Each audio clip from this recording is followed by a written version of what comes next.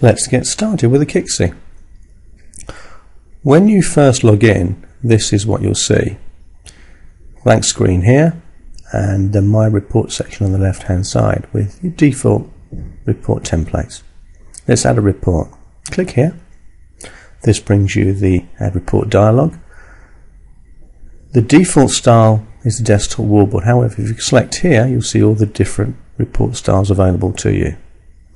We're going to select the historic call list because it's the easiest place to start.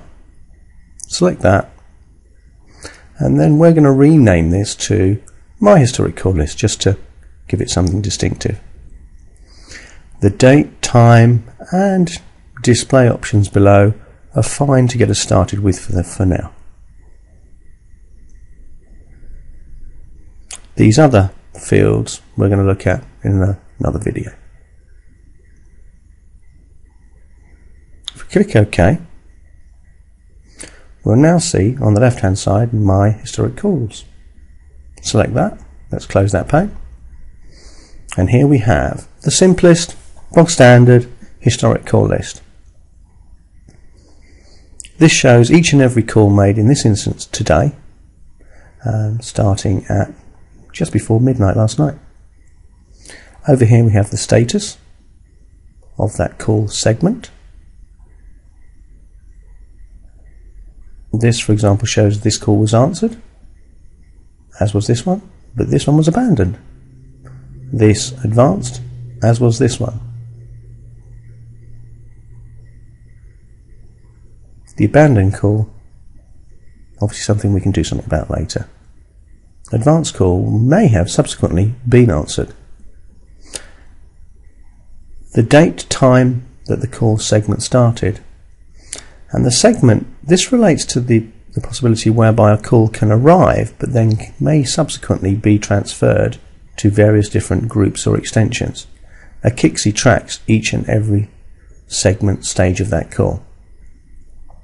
Good example here, we have a call, we have the first segment, and that's the caller ID. Now subsequently we can see that it was answered in segment 2 by Ruby Wagner. This is the group or the device that the call was presented to. There's DDI, the extension device, the extension name, ring time, talk time, answer time. All these calls in this example are external inbound calls, and this is where we will show the extension that the call was subsequently transferred to. A historic call list. Now let's look at some of the generic controls.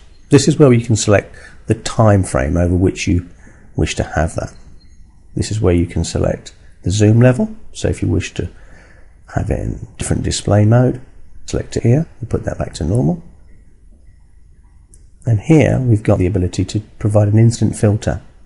We can use the left mouse button to include devices, extensions or groups, or right mouse button to exclude.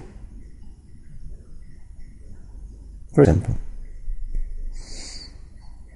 This is where we can provide a snapshot, which is great for having real reports, an instant way of pressing a button, literally like a snapshot.